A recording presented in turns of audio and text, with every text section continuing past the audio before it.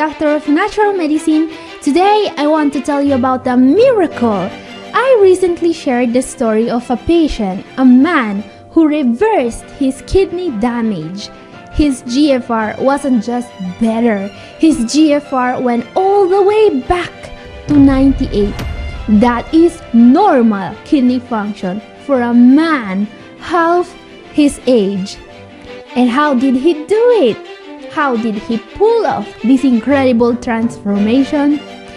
This is the part that shocked everyone. He did it just by slightly reducing his protein intake. Yes, he is still eating some lean meat, some low-fat dairy. So of course my inbox exploded.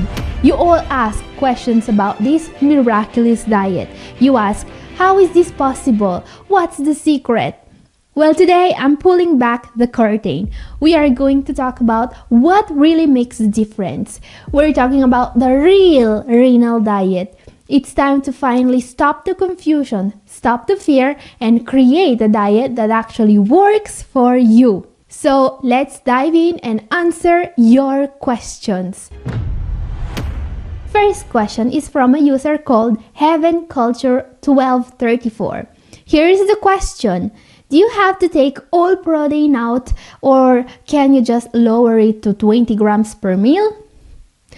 This is the big one. This is the question everyone is afraid to ask. So, can you eat 20 grams of protein, or should you completely avoid it like it's gluten in 2015? Well, I'm going to give it to you straight. My advice for anyone with CKD who is not yet on dialysis is to avoid protein like it's jury duty. Avoid it like a telemarketing call right at dinner. No, even better. Avoid protein like it's your boss at the grocery store on your day off. I'm not kidding. Do you want to get better? Do you really want to see those numbers improve? Then no protein. Because here's the thing. In all my career, I've basically never met a CKD patient who was eating too little protein. Almost everyone sees an improvement when they reduce protein intake as much as possible. Now, this question, however, was posted under the video one of my patients sent me. He was able to achieve a huge improvement in his kidney function. From a GFR of 54, he went all the way back to 98. An amazing transformation. And he didn't need to cut all protein to do that, just to reduce his protein intake, especially from animal-based foods. So it's reasonable to ask, why don't just, reduce protein intake to about 20 grams per meal? Why should you cut all protein while my patient was able to get his kidney function back to normal just by reducing protein intake? Well, here's the thing. My patient was starting from a GFR of 54, which is really close to a GFR of 60. And you see, if your kidneys are healthy, you don't need to eat less protein. You may be fine with 20 grams of protein per meal, and a GFR of 60 is like a magic number here. We usually consider the threshold for not having kidney disease around 60. So here's the thing. If your kidney function is above 60, no need to cut protein. If it's below, yes, start cutting protein, alright? But of course, the human body is not a machine. It's not a light switch. It's not like GFR 61, you're fine, GFR of 59, everything shuts down. It's not like that. It's a spectrum. It's more nuanced than that. That's why you need a personalized renal diet, alright? Some patients, like the man in the video, are standing right on the edge of a cliff.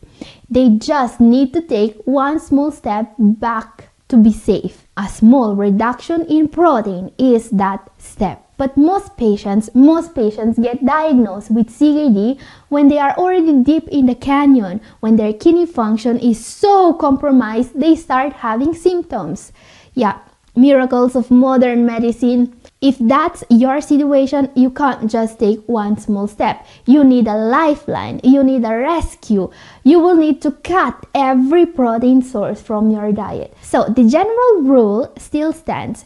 If you have CKD, you have to be ruthless. Cut protein as much as possible and focus on following a plant-based diet that's as healthy and clean as possible. Let's talk about it. Let's answer a question from Level Nutrition. What is your opinion about using probiotic foods like sauerkraut? Thank you for this brilliant question, Lavelle, because probiotic foods are hands down the most underrated weapon in the kidney health arsenal. They can create absolutely transformative improvements in kidney function by healing your gut, which directly slashes the toxic load, crushing your kidneys every single day. It's true, and sauerkraut in particular, it's a powerhouse. But it also comes with a hidden danger.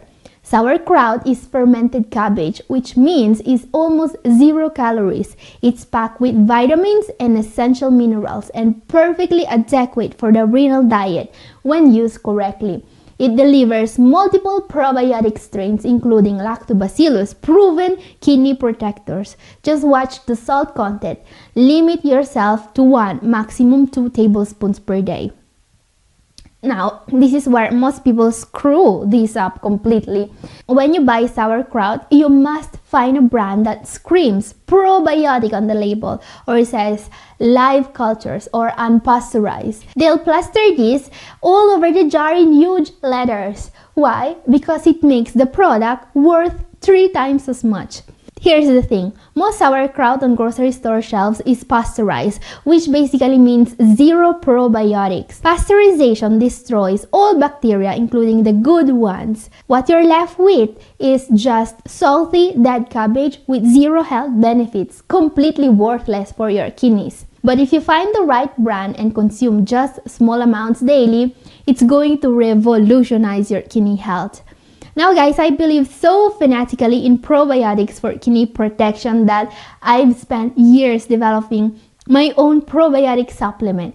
If you want all the incredible benefits of eating fermented foods daily amplified tenfold, but without any of the downsides, you need to try my Rhinobiotic. This is the world's first probiotic engineered with one single mission: putting your kidneys first. Nothing else matters. Here's why this matters so much. If you have kidney disease, a powerful probiotic isn't optional. It's essential. That's exactly why I created Rhinobiotic, the first probiotic that's both kidney protective, thanks to specialized strains that intercept and destroy kidney toxins before they even reach your kidneys, and low FODMAP, meaning it's safe even for the most sensitive, problematic guts. So next time you order Rhina Fiber from rhinobiotic.co, do your kidneys a massive favor and add a bottle of Rhinobiotic to your cart. My patients don't just love it for the kidney benefits. They rave about how it completely transforms their gut health and digestion. It's like hitting the reset button on your entire digestive system. Okay guys, next question about protein and the renal diet. This is a question from Wing Chun Science. He asks, my wife is on the peritoneal PD dialysis. They keep telling us that she absolutely needs protein because her albumin numbers are 3.6. What do we do for real to raise the albumin? Thank you, Mr. Wing Chun Science, for this question about nutrition science. Oh, he even has a YouTube channel. I just hope he didn't write the question while driving. Anyway, what is serum albumin and why does it matter so much? Well, this measures how much protein is circulating in your blood, ready for your body to actually use for healing and repair. It's absolutely critical to monitor, and not just for dialysis patients. Now, the instruction his wife received about eating more protein is technically correct, on paper anyway. Dialysis patients are constantly told to eat more protein. The logic seems airtight. Dialysis strips protein from your blood, right?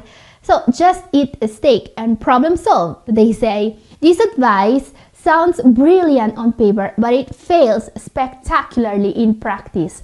Yeah, this is the kind of outdated nonsense you get when your doctor's entire nutrition education was a single PowerPoint slide shown during lunch break. in 1987. Here's the thing, lack of dietary protein is not the most common cause of low serum albumin in dialysis patients, not even close. The real culprit, chronic inflammation. And eating steak is not going to help with that. It may even make things worse by masking the symptom, says science. So here's my advice for Mr. Wing Chun Science and for anyone battling with low serum albumin. Stop chasing symptoms. Attack the root cause. Even patients on peritoneal dialysis do not need mountains of protein as long as the patient isn't losing weight rapidly. Protein deficiency is almost never the real problem here. You need to dig deeper. Find what's really destroying the albumin levels. Next question. This one is from Solo Debris. If you are in dialysis, can something still help to revert it? So, can you escape dialysis once it's started? Can you break free from the machine? Well, in theory, yes. Some patients can. There are several documented cases of CKD patients stopping dialysis safely with the right doctor and the right protocol. Even more common, patients who were misdiagnosed and thrown into dialysis when they didn't even need it in the first place. It's a medical tragedy that happens more often than you'd believe. But let me be brutally honest with you. Getting off dialysis is not common. This is not what you should expect when dialysis begins.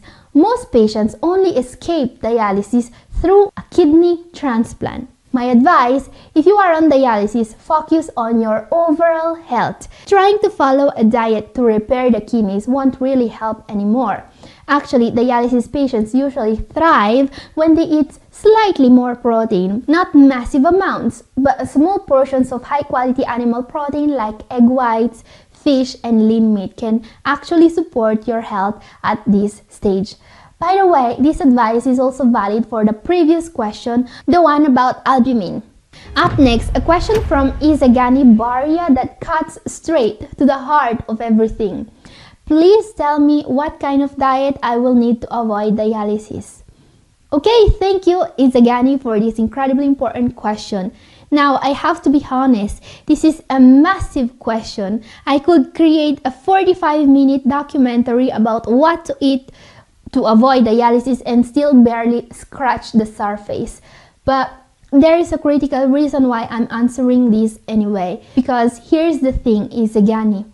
I cannot tell you exactly what to eat. I don't know you. I don't know your story. I don't know if you're already in dialysis, if you have diabetes, if you need to lose 50 pounds or gain 20. There is only one thing I can tell you with absolute certainty. If your goal is preventing dialysis, you need to start following a renal diet immediately. Not next week, not after the holidays, now. Don't gamble on things magically getting better by themselves because they almost never do. Kidney disease is a one-way street unless you take action. Take action today. You're already on the right path. You're watching these videos. You're asking the right questions. You're hungry for answers. Keep that fire burning. Do not let it die. Stay focused on making smart, informed decisions about every single thing you eat. I work with hundreds of patients who thought themselves using my YouTube channel, and you know what? They almost always nail the fundamentals, and mastering those fundamentals, that alone can create absolutely life-changing improvements. But here's the truth. You don't have to fight this battle alone.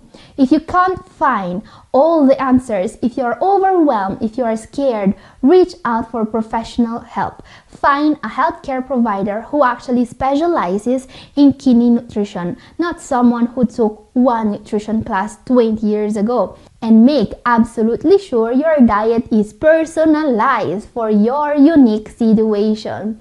Generic advice from Google will only take you so far before you hit a wall. A proper designed, personalized renal diet can deliver results way bigger than you ever imagined possible, but only if it's tailored specifically to you. Next question is from Sarah Alzmad. He asks. Next question is from Sarah Zelmad. She asks, my proteinuria and creatinine are now normal. Can I have half of a sardine with vegetables? Oh, that's incredible, Sarah. Congratulations, your kidneys are back. And I love that she mentions her proteinuria is normal too. That's crucial because you can have normal creatinine and still be spilling protein like a broken faucet, which means kidney damage is still happening behind the scenes. So let's answer her question. I'm assuming she had kidney disease before, otherwise she wouldn't be sweating over half a sardine. Can someone who just brought their kidneys back from the brink add some protein back into their diet? Well, in my opinion, yes, but treat carefully. If your GFR climbed back over 60, cautiously increasing protein above your previous intake can actually be safe and healthy. However, don't rush it. Make absolutely sure your kidney function is rock solid stable before you start changing anything. The human body hates extremes. It hates whiplash changes. Do everything slowly, methodically, intelligently. But hey, if you test again in 3 months and your kidney function is still thriving up there, yes, adding small amounts of fatty fish like sardines to your diet is perfectly fine. Enjoy that sardine, Sarah. You earn it. And now for some entertainment, let's read a comment from a user Maurici56. Here's what this genius has to say. You lost me. I was a vegan for 7 years and gained 40 pounds and became pre-diabetic along with developing kidney stones. Such BS. Oh no, guys. I'm devastated. My terrible BS vegan propaganda caused this poor soul to balloon up and develop kidney stones. What have I done? Time to abandon ship. I'm done being a vegan activist now. I will stop hugging trees and trying to save the spotted owl, guys. And actually, I was almost doing that. But here's the thing, guys. When I respond to comments, I always click through to check your profile. Sometimes I find your real name there, which is helpful when you've got a username that sounds like a Wi-Fi password like Maurici56. But you know what I found on Maurici56 profile page instead? Here, feast your eyes on this. This is hilarious.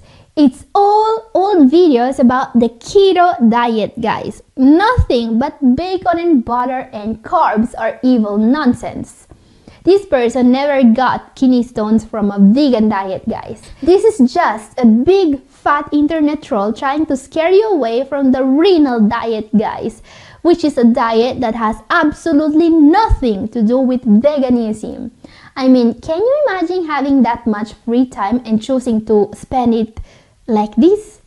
So remember this next time someone on YouTube screams that vegetables are poison and will destroy your kidneys with stones. Check their profile. Moving on to something actually useful, a fascinating question from Elena Conde. She asks, can I drink calamansi juice instead of lemon?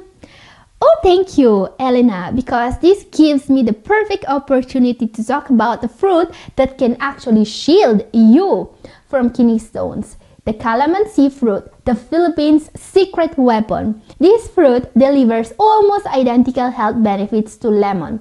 It's absolutely loaded with vitamin C, powerful antioxidants, and citric acid.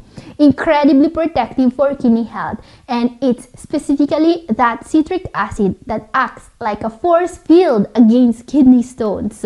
It's true. As you can see in this research on kidney stone prevention, citric acid in these fruits binds directly to urinary calcium and calcium oxalate crystals. More citrus fruits, fewer kidney stones. The math is simple. But obviously, citrus fruits offer health benefits that go light years beyond just blocking kidney stones. So if you are from the Philippines or anywhere else where lemons are expensive and rare but calamansi grows everywhere, absolutely use calamansi. Zero problems with that substitution. Just one quick warning. Make sure we're talking about actual juice from actual fruit. Most store-bought calamansi juice bottles are basically liquid candy packed with sugar, artificial additives, and other garbage that will wreck your kidneys faster than you can say marketing scum. Okay, next question. Here's a classic from a user called Mazza Films. Here's what they want to know. Which salt is better? Pink salt, Himalayan salt, or normal salt? Which one of these is the healthy one? Well, let's investigate this mystery. Let's examine the nutritional values for each one. Alright, let's see which one is best according to science. First up, regular table salt. What's in regular table salt? As you can see, the tip of a teaspoon contains 590 milligrams of sodium. That's roughly half your entire daily sodium allowance, gone in one tiny sprinkle. Now, if we look at the rest of this nutrition label, what else does table salt contain? Absolutely nothing. Zero calcium, zero vitamins, zero iron, zero anything. Just pure sodium. That's it. So maybe this is not our winner. Nobody really needs more of it. And what about the fancy Himalayan salt everyone raves about? Let's take a look at the magic pink crystal. As you can see, the tip of a teaspoon contains 570 milligrams of sodium. Oh wow, 20 whole milligrams table salt than regular table salt. Ooh, what a game changer, am I right? Again, you eat the tip of teaspoon of Himalayan salt, that's roughly half your daily sodium limit. And just like boring regular salt, Himalayan salt contains zero calcium, zero vitamins, zero iron, zero nothing. The only difference, in Himalayan salt, there's just barely enough iron oxide salt, which is literally rust, by the way, to make it look pink and Instagram worthy, but not even enough to actually register as iron content on the nutrition label. Guys, these are the same thing. Regular table salt and Himalayan salt are the same thing. And I could waste your time showing you labels for smoked salt, Hawaiian black salt, Celtic sea salt, and 1,000 other boutique salts being sold for $15 a jar, but they're all the same sodium bomb. Don't fall for this expensive marketing trap, guys. Kidney patients who fall for this fairy tale end up in dialysis wondering what went wrong. There is no saving your kidneys if you don't completely eliminate table salt from your life. Pink, white, black, or rainbow colored, salt is salt. And if you want to see me answering more of your questions, my video up here is for you. And this is all for today. Thank you for watching. God bless you all. Bye!